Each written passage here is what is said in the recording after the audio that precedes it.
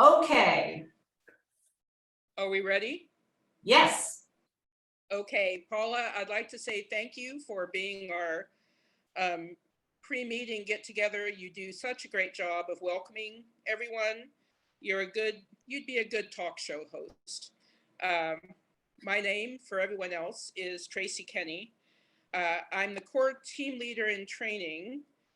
Paula has been my mentor, my new BFF, and my technology whiz. I've had a learning curve, and she couldn't be a better person to work with. So thank you in advance for your work on the coming meeting. Everyone else, welcome. Today, Paula and I do have some business items to discuss with you, but we'd like to share that after our nonprofit presentations. So I invite everyone to please stay tuned after the nonprofit presentations and the question and answers there. We do have some important information to share. And a note to our nonprofit representatives who I'd like to introduce. We have from Elizabeth Gregory House, we have Ali Bear. From the Northwest Education Access, we have Laura DeZazzo. And from Bird Bar Place, we have Andrea Copan Sanderson. And I wanted to say thank you. You're welcome to stay for the whole meeting after your presentations, and you're equally welcome to slip away if you need to do that after our Q&A with you. Before we begin our nonprofit presentations, I would like to share an impact story from one of our actually Yoga Behind Bars received our October donation, and we circled back to them and asked what their plans are with our donation, how might they be growing and using what we gave them. Zoe, the co-executive director, Zoe Barker Aderam, sent a message, and I'm afraid I have to read like an old-fashioned newscaster, but she sent us a wonderful message about what they're up to that really shows the impact of our donation. So this is what Zoe shares. This update is from our first community yoga class of the year held in our office in Seattle. We are starting to put the pieces together on bringing our programs beyond the bars.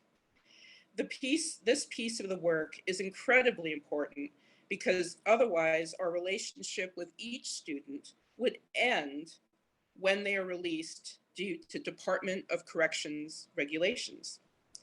Creating space for people to find community upon release allows us to build more authentic relationships when we work inside jails, prisons, and detention centers.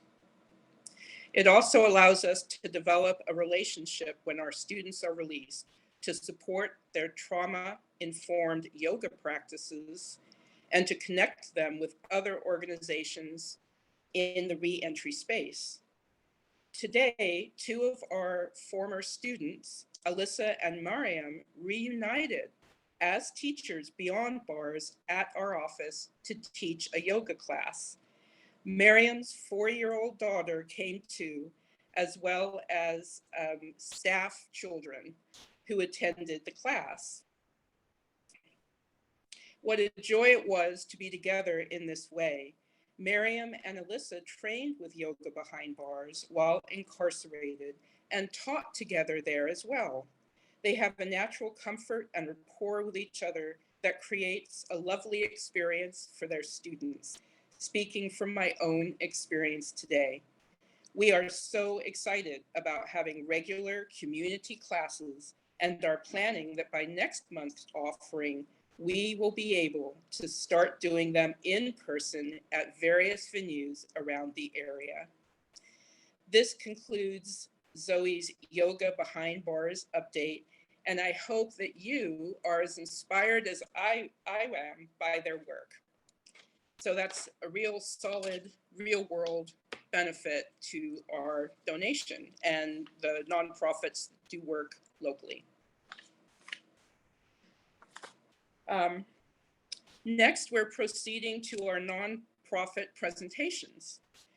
At this time, I would like to recognize 3 of our Giving Circle members who nominated our nonprofits today. We have, where are my notes?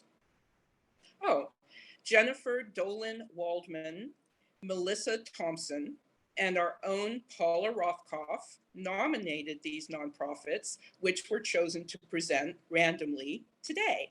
So I want to say thank you to those members for putting these nonprofits into our inventory. Nonprofit reps, you will have 10 minutes each. The first presenter is Andrea Sanderson from Bird Bar Place. After the presentation, we will have 4 minutes of questions from our members.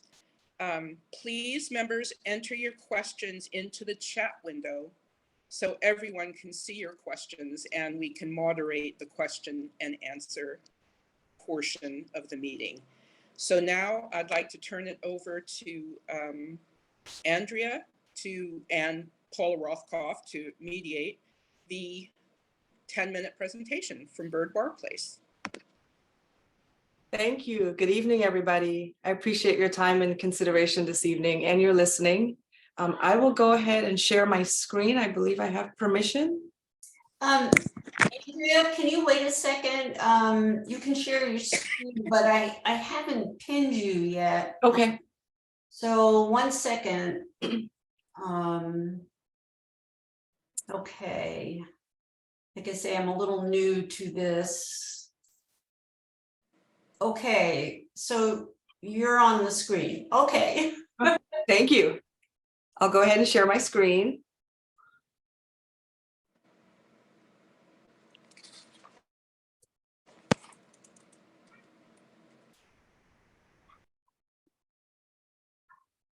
Can you all see that? Andrea, I don't know, maybe it's my view. Oh, there we go. Okay. Can you see that? Yes. You're in slideshow mode. Got it.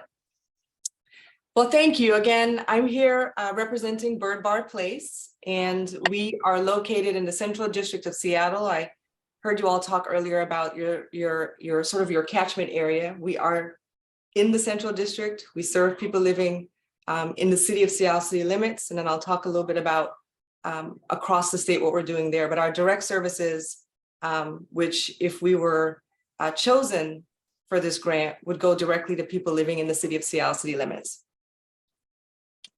So we're a 59-year-old organization. We were created in 1964 during the height of the civil rights movement.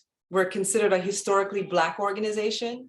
We were created by a group of Black pastors who came together at that time to support what we saw happening nationally with the civil rights movement, but also what they saw happening on the ground.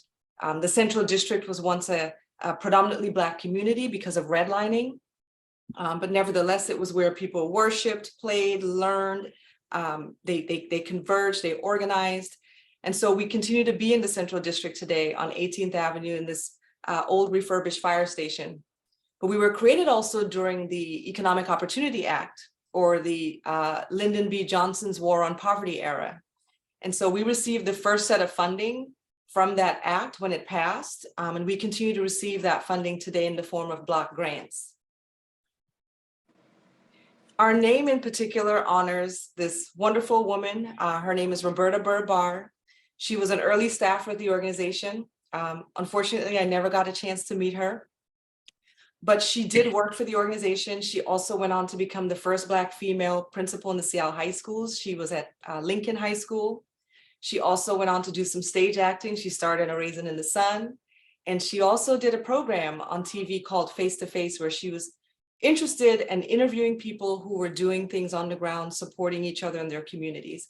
And so it was a pleasure for us to honor her. We rebranded in 2018 to Bird Bar Place after Miss Roberta, because we wanted to honor her, but also honor someone from the civil rights era. And so our mission is that we're creating an equitable future for all Washingtonians through innovative programs and advocacy that empower people to live healthy, prosperous lives. I will say, I'll caveat that by saying that even though we serve anyone living at or below the poverty line in the city of Seattle, our point of accountability, given the DNA of the organization, is Black Washingtonians. And so we do focus on Black Washingtonians as our core customer base, because we feel as though if we were to create a tide that raises all boats dynamic, that all throughout Washington state will prosper. And what we know is that on every pillar of well-being, Black folks and Native Americans are doing the worst on each of those pillars. And so again, our point of accountability is Black Washingtonians. And so specifically the programs that we provide, we have our market, which we just rebranded from the food bank, which is where your support will be going towards if we were chosen. And our market is open 3 days a week, Tuesday, Wednesday, Thursday. We see clients who are walking in for services. We also do home deliveries. We are there Monday through Friday, 9 to 5. So for instance, if they come in outside of our food bank or market hours, we're able to provide them a non-cooked bag. But Tuesday through Friday or Tuesday through Thursday, we provide fresh food, we provide healthy food, we work with small farmers, we work with local grocers to provide much needed items for our households. Our flagship program is energy assistance. And so the numbers you see above each of those quadrants are the number of households we serve each year. And typically a household size is about 2.5. And so we have our energy assistance program, which helps to pay people's energy bills during the winter and summer months. We pay for cooling in the summer, heating in the winter. We help to pay their Seattle City light bill or their PSC gas bill. For some who have oil tanks, we will fill their oil tanks. We even repair, replace, or service people's furnaces if that's their heating source. And then one of our more newer programs is our water assistance program. We help pay people's water bills throughout the entire year. And then we also help through our housing assistance program for people to stay housed. Very minimal amount of resources come in for that program because I know a lot of emphasis is placed on homelessness, and rightly so. Andrea, However, I'm sorry to interrupt you, but your slideshow is not running. We're only viewing the first page of your slideshow. You don't have it in slideshow mode. You have it in, I don't know, some mode, but. so you're not seeing, okay, they're not advancing? Seeing the first slide, so we missed the fourth.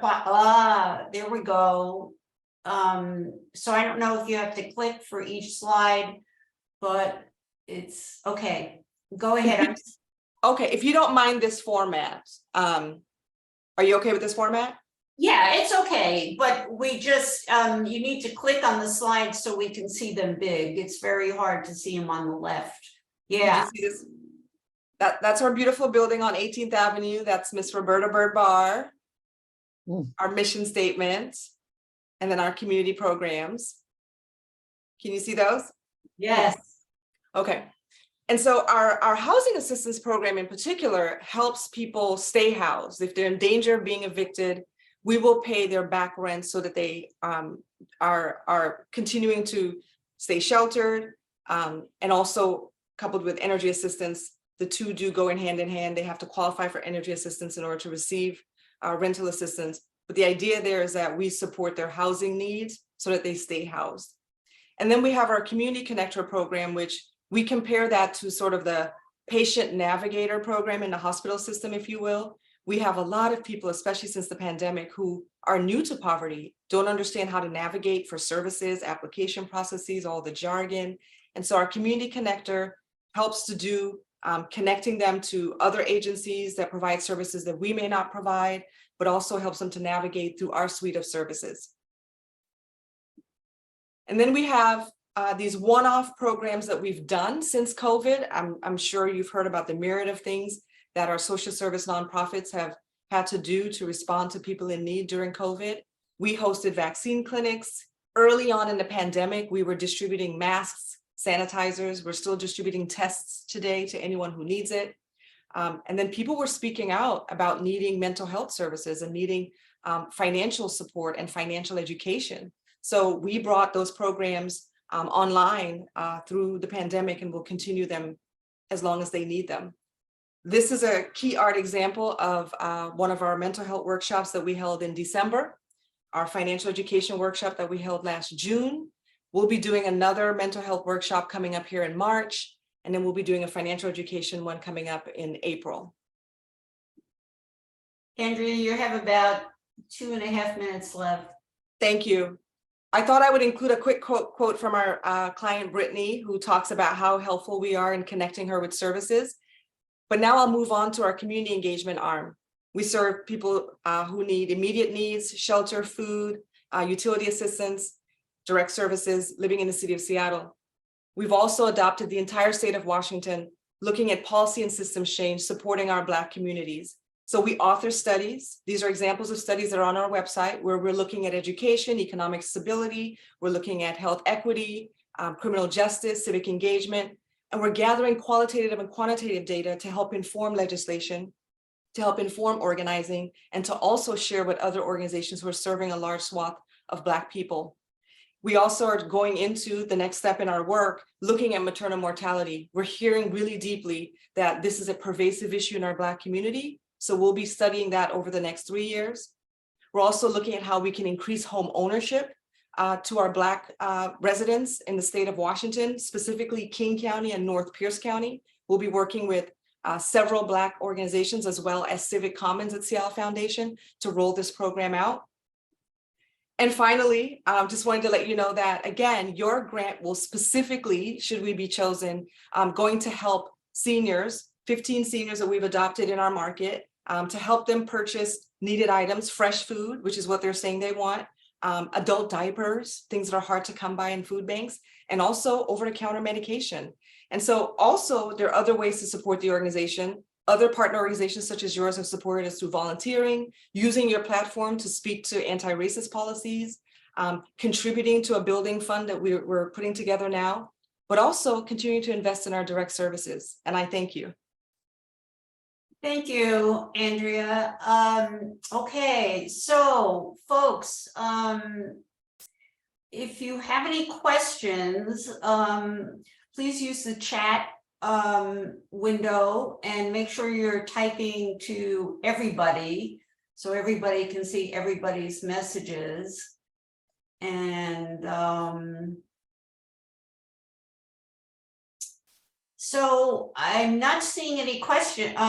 Oh, yes, I have one from Sandy. What are your biggest challenges? It's continuing to protect the lowest income people in the city of Seattle from being priced out, right? It's their home, for especially our seniors, who are losing their homes to tax liens, who feel like strangers in their community because it's changing, it's shifting, and they don't feel included. And so the biggest challenge is working with the city of Seattle. It's working with developers to ensure that we keep place. We call it placekeeping. I know a lot of communities are doing placemaking, and that's important too. We're doing placekeeping for people who want to stay in our Seattle neighborhoods. Okay, we have another question from Karen. I want to hear about data and evaluation. What data are you collecting? We are collecting specifically data that shows Black Washingtonians, for instance, hold the 10 lowest paid jobs in Washington state. Over 43% of us are on social services in some way, shape, or form. We understand that when we graduate from high school, we're not prepared for a livable wage job, much less college. And so what we're trying to understand is the full picture for people who are either trained for low paid jobs or don't have the resources to achieve economic mobility. So we're gathering metadata, data that exists in the region, but also we're hearing directly from the people. Our most recent survey, we did the Black Wellbeing Study that was just released in November. We gathered data from over 1,000 respondents to understand how they were doing in each of the pillars I referenced earlier. And we'll be using that data, again, to share with organizations who are serving Black folks, but also policymakers who are interested in changing, doing systems change work. Okay, so we have some more questions and I'm trying to watch time at the same. Okay, Kim, are you going to a financial workshop on the working families tax credit application? Ask that again? Yeah, I'm not sure I understand this. Are you going to a financial workshop on the working families tax credit application?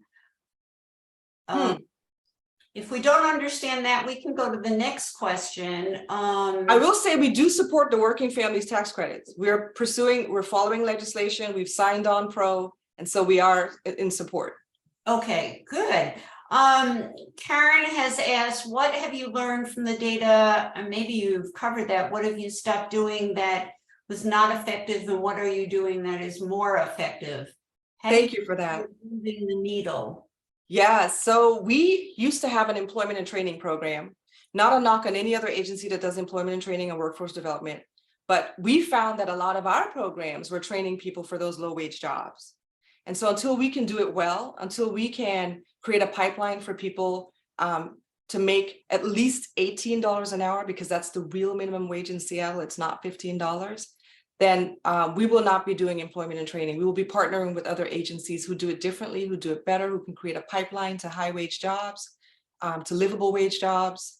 And so we've also learned in our market that during COVID, a lot of our donations of food were reduced. And so we were raising money to buy fresh food, to buy healthy food. We got purchasing power, which is something we didn't have. I've been here 20 years. We just learned how to step into our power in that way.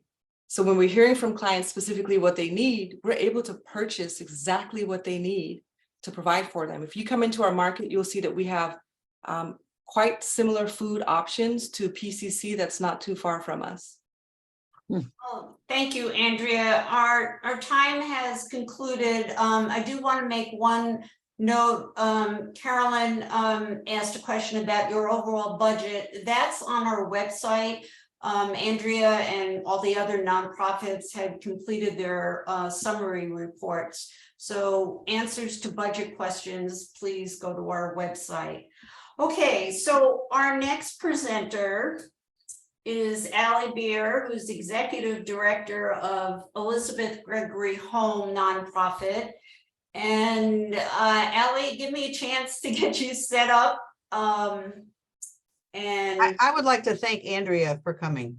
So can we give her a hand for her presentation? oh yes, of course, thank you. Thank you for having me. I appreciate it. I'm sorry I sped through it. 10 minutes goes by quickly. Yeah, okay. Well done.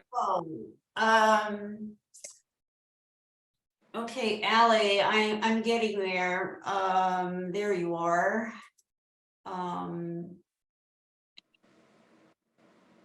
Okay, and are you muted? Can you unmute now? Yes. Oh, good. Okay, so it's your turn. Okay. Thank you so much. Thank you all for having me this evening. I'm Allie. I'm the Executive Director of Elizabeth Gregory Home. I've been there since March of last year. And I think I'm going to start this evening showing you our brand new video. You all are going to be the first to see it. We're debuting it at our fundraising lunch in March, but we decided that you all would be a great audience to be able to see it first. So I'm going to start off with that.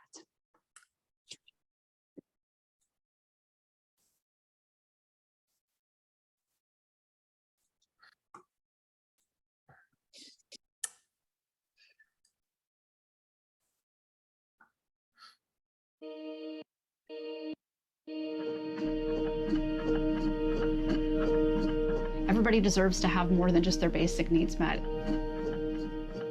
Elizabeth Gregory Home is a place where women come who are experiencing homelessness and are looking for a place where they might find some dignity, some respect, and some safety. They're really nice, actually. I think when you end up in a situation where you are homeless, a lot of times you can end up with people that want to take advantage of you, or they don't treat you very nice, or, you know, you can end up in a lot of situations because you're particularly vulnerable in a situation like that. But when I came here, everybody was so nice. They were so welcoming, and there were just no issues. It's about making people feel welcome, making people feel like they have a place they belong, and also creating a safe space so that our clients know that they're always welcome here and that they're loved. So Elizabeth Gregory Home's mission is to really serve women, and our definition of woman is pretty expansive. We're welcoming anybody into our space that identifies as a woman, so we're very open to our transgender friends. People are coming from all walks of life, and their path towards getting here is very diverse. I've been here at Elizabeth Gregory Home for a little over 3 years. I think I came into this with a lot of misconceptions about what led people to homelessness. I think I didn't realize how complicated the system is once you find yourself unhoused and you have to try to navigate this, all the different pieces to try to get back on your feet again. I didn't realize how difficult it was. Some of these women have been one paycheck put them over the edge. It's really something that most of us are vulnerable to all the time. And I've met some really beautiful, beautiful people who really had everything going for them at one point. At Elizabeth Gregory Home, we do a whole lot more than just meet someone's basic needs. And that's really our mission. Our mission is to provide refuge, which refuge looks like a lot of different things to a lot of different people. We are very good stewards of resources. When we accept donations from people that donate to us, it's our mission to make sure they go to the right hands, that they're utilized in the best possible way. Our donors provide most of the funding here at Elizabeth Gregory Home, and we're just exceedingly grateful for their support because they allow us to look at what is needed and to be able to pivot and to do what we think is needed, to constantly be thinking about how we could be doing things better. Someone like me, I came through here with nothing, no family, no help, no support, nothing. And I'm basically trying to build my life up from the bottom with nothing. And I appreciate just knowing that your donations provide me with clothes if I need clothes, provides me with food if I need food, it provides me with electricity so I can take a shower and be clean. For you to help one person means a whole lot of giving. Just thank you. You have no idea, unless you walked on our feet, to really know the depth of what that thank you or that gratitude means.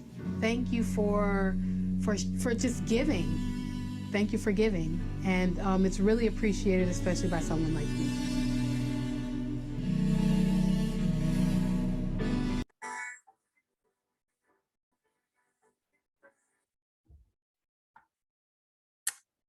Right, and I'm going to switch over to my slides and try to squeeze in a little time we have left. All right. Is everyone seeing my slides now? Yes. Yes, okay. And is it in the right mode? Yep. Okay, great. So Elizabeth Gregory Home was originally founded in 2001, and we started providing services in 2006. We're located in the University District of Seattle, and we're in the basement of University Lutheran Church. Elizabeth Gregory was a member of University Lutheran Church, and she had passed away, so they wanted to honor her. She was a social worker, and they wanted to honor her by naming the new nonprofit organization Elizabeth Gregory Home after her. Our mission is to be a welcoming and respectful refuge where all women who experience homelessness, economic insecurity, and trauma have access to a caring community and critical resources. And as we mentioned in the video, everyone's coming from a very different situation. These are just a few of the things that women report to us about how they first came into homelessness, whether it's because their parents kicked them out because of their gender choices, whether it was family trauma, domestic violence, loss of job, mental health, not being able to afford their rent. And we really try to meet women where they are. Women come walk through our doors and often just need a place to rest and to breathe and to figure out what's next. If they're on the streets, they're constantly in survival mode, and we're giving them a space to just take that breath so that they can figure out their next steps. And sometimes they're not ready to start working on next steps right away. We've had some women that come every day and they've been coming for months and they tell us, I'm not ready. I'm not ready to talk about what's happened. I'm still trying to figure out what's next. I'm still trying to heal from my trauma. So we're just trying to create a space, a trauma-informed space where they can do that and feel safe. We have 2 main programs, and they include our transitional housing program and our day center. So you got a pretty good glimpse of our day center in the video. Our transitional housing program is a house in the Maple Leaf neighborhood. It can house up to 8 women and they can stay for 2 years. It is employment based, so we do ask that that women are paying a small room fee and contributing to savings and working on long-term goals. So, and then when they move out of the house, we match whatever they saved by 5%. So it's just a way to give women a chance to get back on their feet, to slowly build up their employment, build up some savings. We recently had someone move out of the house that had saved $10,000 and was able to get her own place and is doing great. And she's working at a bakery and is just thriving. And we're super proud of the women that are able to take that next step. Our day center is just what it sounds. We're open 6 days a week during the day. We provide a hot breakfast, a hot lunch, bus tickets, showers, laundry, computers, phones. We have lots of community partners that are coming in providing dental services, medical services, transportation, benefits. We're stewards of what's out in the community and bringing them to the women at our day center. Women can also get mail at our facility, case management, clothes, personal care items, period care, all the things that women might need while trying to survive on the streets. And our 2022 numbers aren't quite complete, but in 2021, 80% of women that walk through our doors are literally homeless. We do have a lot of women that started out homeless and were coming to our day center. And even now that they're housed, they still find community at our day center. So they still come because they still have friends there. They might be food insecure, so they still come for meals and to get food from our food pantry. So we still welcome anybody into the day center that needs us, regardless of where they're currently living. Yes. About a couple of minutes left. Okay, thank you. We just remodeled our day center to include this beautiful new community space and a new commercial kitchen, so that increased our capacity to be able to cook more meals and accommodate more people in a safer and more welcoming space. So we're super excited about that. Some of our numbers from last year for 2022, I won't go through all these, you can take a glimpse at those. I mentioned earlier all the community partners that we bring in. We get lots of volunteers from the University of Washington, and my timer just went off, so we must be at the end. Just real quickly, we have volunteer opportunities, lots of items that we need that are listed on our website. We update that as our needs change. We are having our Luncheon of Light on March 3rd. And our values that we operate by are respect, inclusion, community, and empathy. And we try to live by those values in everything that we do. And thank you all very much. Thank you, Allie. Okay, so let's see what questions we have for Allie. I guess I have one question is, how do people find out about you that are disadvantaged? Yes, we find that the best referral sources are the women that are already coming. Most of the women have found out about us from women that come to the day center. We've done outreach to tent cities, to tiny homes, to other organizations. A lot of organizations refer women to us. The University District has a really strong University District Service Provider networking group that meets every month. So we all know about each other. We talk about clients, we refer people. We've had organizations literally walk clients to our front door. So that's really the main way that we're getting clients. So another question from Kim, how long do women typically stay in transitional housing at Elizabeth Gregory Home? Yeah, so they can stay up to 2 years.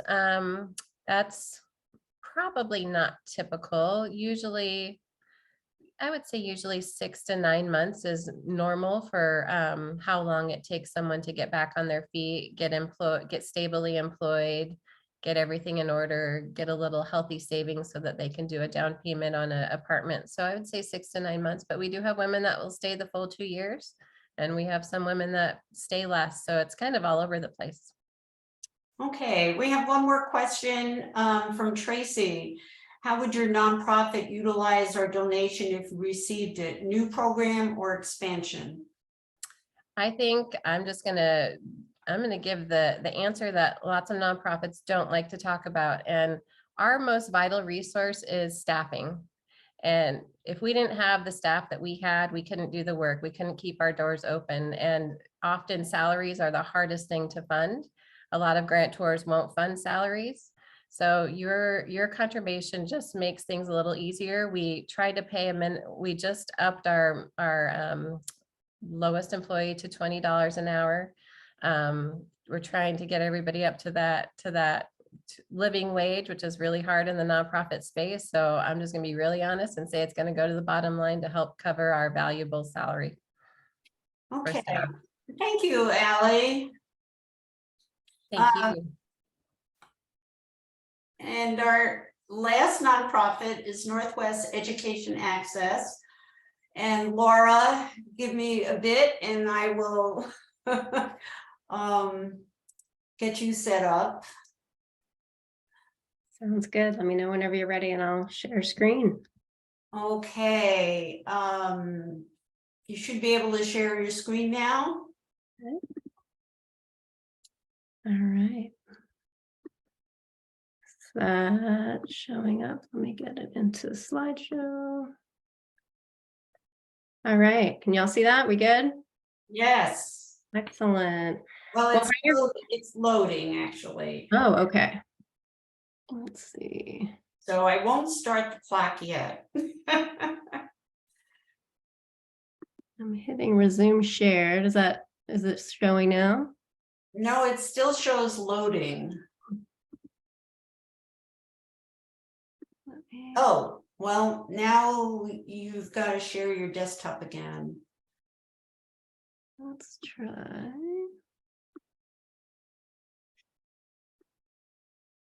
Okay, you can see it this way. Right, it's just not in slideshow mode, but you can click through the slides maybe. Okay, I'll click through. It seems like something's off when I go to slideshow mode, so I won't delay us any further. So I'll jump right in. Well, hi everyone. This is really fun to be in this space and be a part of your process. So thank you for the invitation. I'm Laura DeZazzo. I'm the executive director with Northwest Education Access. I know 10 minutes is going to go really quick, but I did just want to take a minute to just begin and ground with some gratitude. As I was thinking about tonight, I kept thinking about a quote that I love from Angela Davis, where she says, "It's in our collectivities that we find reservoirs of hope and optimism." And this came to me really because of two reasons. One is I'm just really grateful and appreciative of this collective that you all have formed as women to find a way to have collective impact in your community and come together. And the other is to really acknowledge that it takes a collective of community-based organizations to have an impact also, and that it can feel awkward to be in a space like this competing with partners and other organizations that are making a really big impact. So I also just wanted to start by acknowledging that and offering gratitude to Bird Bar Place and Elizabeth Gregory Home, and say thank you to Allie and Andrea for taking the time to be here, but also in all the many ways that you show up for our shared community. So just wanted to start with that before diving in. So Northwest Education Access, our mission is to provide comprehensive and individualized support to help low-income young folks, usually ages between 16 and 29, build their own path to higher education and beyond. So a little bit about who we serve and where we do our work. We serve around 900 students a year. We work across King, Pierce, and Snohomish counties. I have King County underlined there because that's where this support would potentially go. And King County and Seattle are really the core of our work, and the majority of our work is happening in Seattle and King County. We're a little different in the college navigation space because we specifically center students who've had non-traditional pathways through education. So typically the young folks that we work with have stopped out of high school and have had different disruption through their educational pathway for different reasons. The majority of our folks have experienced being unhoused, 100% are low income, 35% are immigrant or refugee, 20% are parenting, or have been connected to the foster care system. Over 3/4 are first generation college students, and about half are first generation high school grads. 79% of our students identify as BIPOC, 86% of our staff, the majority of our staff leadership team, as well as the majority of our board. So a little bit about what our work looks like with students. We provide one-on-one support, really navigating the education systems, and we really help bridge K-12 system to post-secondary. And post-secondary can mean community technical college, it can mean a four-year college, but it can also mean less traditional things like pre-apprenticeship programs, career training, and apprenticeship programs. So it really, we don't tell anyone that they have to go to college. We really talk broadly with students about their goals and support them in whatever direction they want to go, and let them know they're in the driver's seat the whole time. So we do all that program and career exploration. A lot of the work we do is around navigating different funding options.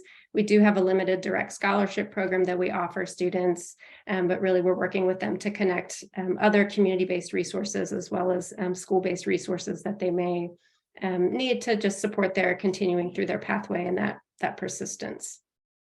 We have a crew of volunteers who provide mentoring, job shadowing, and career exploration with our young folks. And we also really try to build up our student leadership efforts and engagement so that students can really step into their power and fully embody that sense of agency as they move through their educational pathway and beyond. So a little bit about our outcomes. We know that educational attainment is a key determinant of economic opportunity and can really break cycles of intergenerational poverty. This work is very unapologetically personal for me. Education was what really changed my trajectory personally. I moved to the US when I was young. My mother is an immigrant who, in Turkey, she was forced to stop out of school before finishing the 6th grade. So when we moved to the US, we struggled in different ways. We never talked about college growing up. It seemed way financially out of reach. I was a kid that was raised by the village and qualified for every federal public assistance program out there. And it really took the network of the parents of friends who I had around me to talk about college and talk about financial aid that was available, and that changed my trajectory. And so I feel very fortunate to be able to try to pay that forward in the work that we do at Northwest Education Access. So some outcomes there. With the youth that we've worked with who've re-engaged with education were 3 times more likely to enroll in post-secondary programs. And this was from an external evaluation done by the Urban Institute in comparison with some other programs working with disconnected youth. When we disaggregate that by race and gender, we saw that working with young men of color, the folks that worked with our program were 7 times more likely, so 66% enrolled in post-secondary programs. And then we also want to look at not just getting young folks into college or post-secondary, but through that pathway. And so when we look at not just that first year of enrollment, but are they able to persist and stay through to that 2nd year and beyond? And so we have a 71% persistence rate from first year to 2nd year once they've transitioned into college. And when we look at young folks who we've been able to fund with that scholarship program, then the persistence rate goes up to 81%. So we have a student advisory board that provides leadership and input into how we offer our services and our programming. And they procured a grant on their own from the city of Seattle in the fall to produce a video to share with legislators, policymakers, funders about the importance of education to them and what they're proud of in their educational journeys. So I'm going to cede the rest of my time to center their voices. And it's a 2.5-minute video. So I think I've got time in there for that. Yes, you're good. Right. And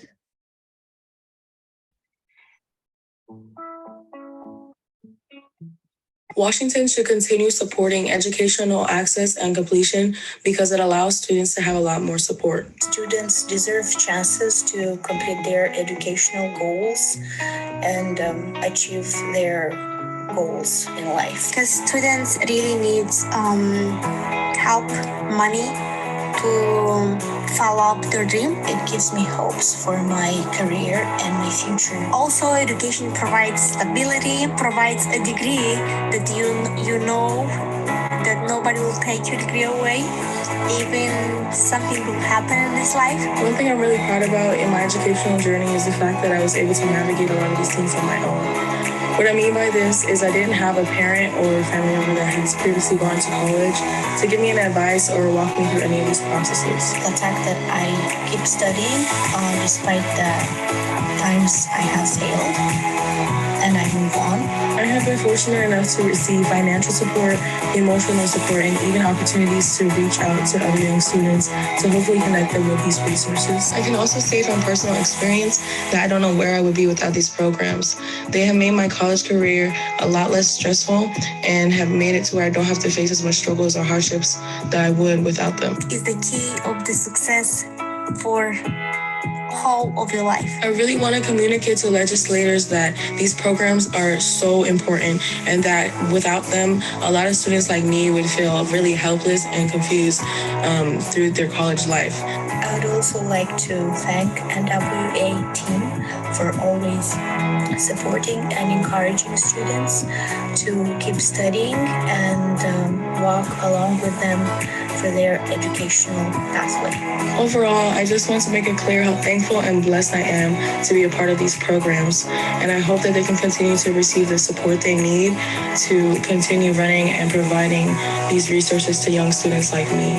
My name is Alexandra, and I'm studying healthcare informatics at Bellevue College. My name is Ala. I'm studying at Everett Community College. My program of study is registered nurse. My name is Alyssa Tongawai, and I'm currently enrolled in the surgical tech program at Renton Technical College.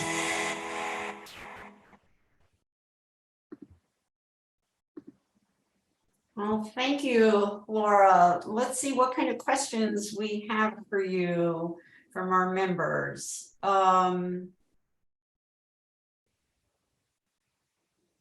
Okay, from Carol, we have, do you help college-bound students find other community scholarships and how?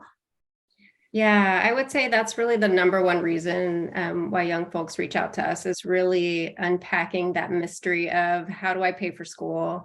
And so we work with some of the more traditional channels for financial aid through WAFSA or FAFSA.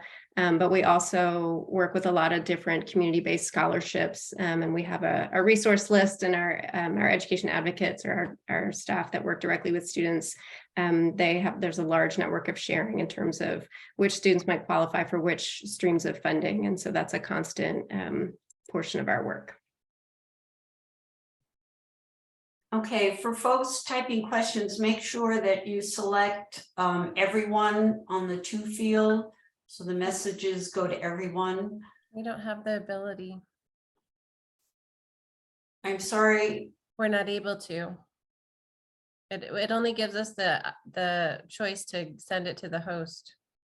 Okay, that's interesting because I have that choice. And so, well, at least I can see the questions, so keep sending your questions. Anybody else with questions? How do young people connect with you to get the services that you provide?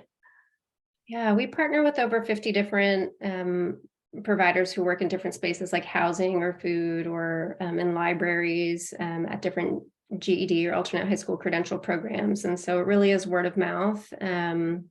When folks find other trusted providers and they start to open up about what their goals are and the questions they have around, I'm thinking about going back to school. I'm not quite sure where to start, or there's so many different options. How do I start to narrow? Then we have a lot of referral partnerships with other providers. Then we go and we meet students wherever works best for them. So if they're working at Starbucks and they have 15 minutes on their break to sit down and just meet with us for the first time, we go meet them, at their work site. Or if they are comfortable in another community-based organization receiving other services, we'll go meet them there as an introductory point, get to know them and slowly build that trust and that one-on-one relationship with them, whenever they're ready to go look at schools or programs, then we go with them to all those steps through the process. Okay, I'm looking at our overall time, but we have another question. Well, there's two more questions, maybe 2 more minutes. Karen, who's your outside evaluator? Oh, the Urban Institute did that study, I believe, in 2016. Okay, thank you. And Carol has another question. How are you connected to school districts?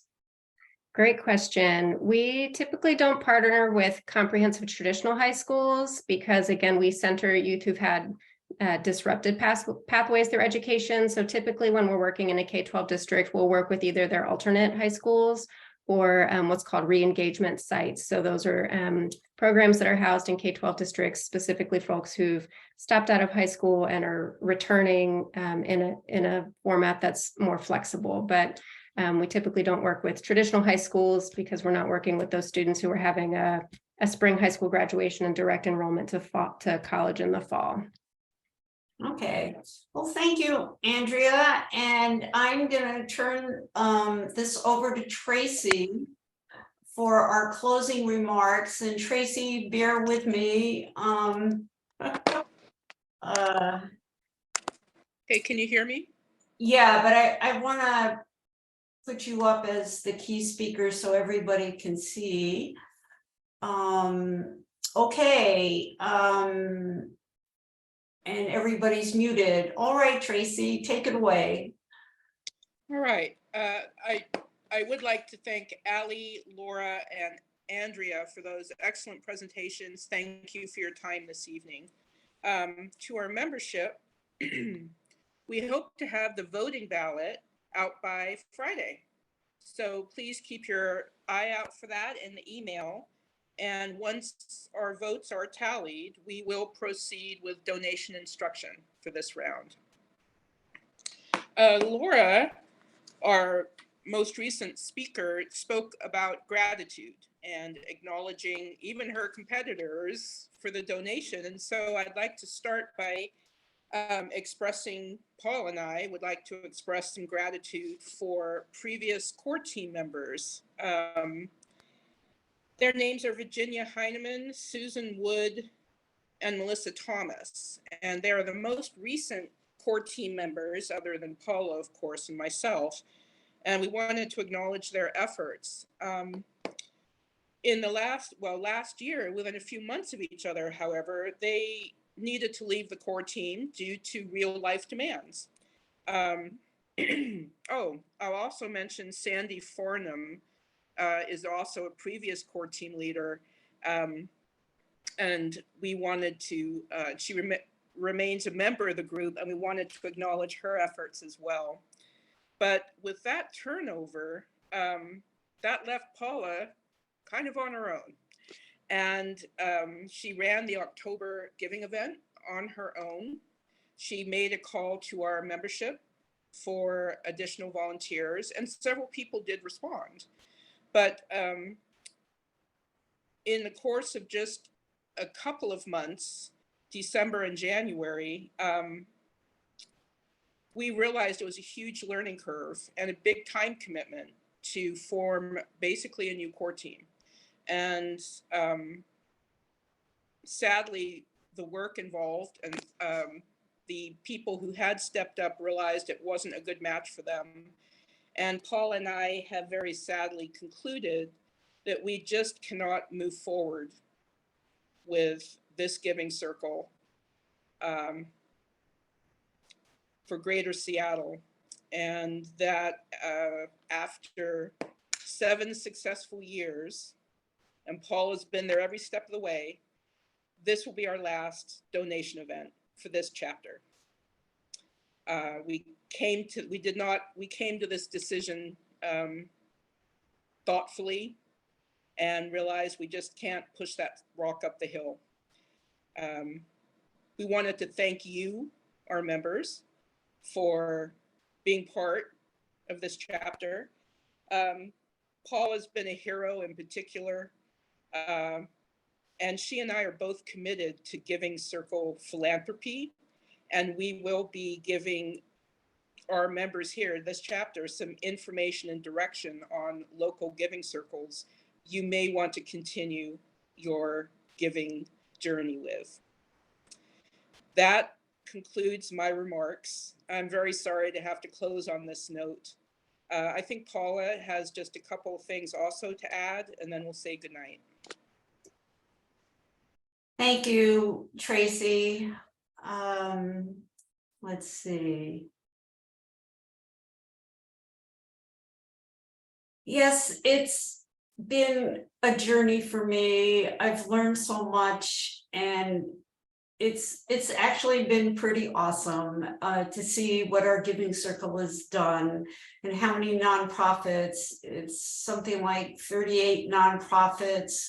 We donated over $180,000 over our time period. And as Tracy mentioned, I want to thank all of you.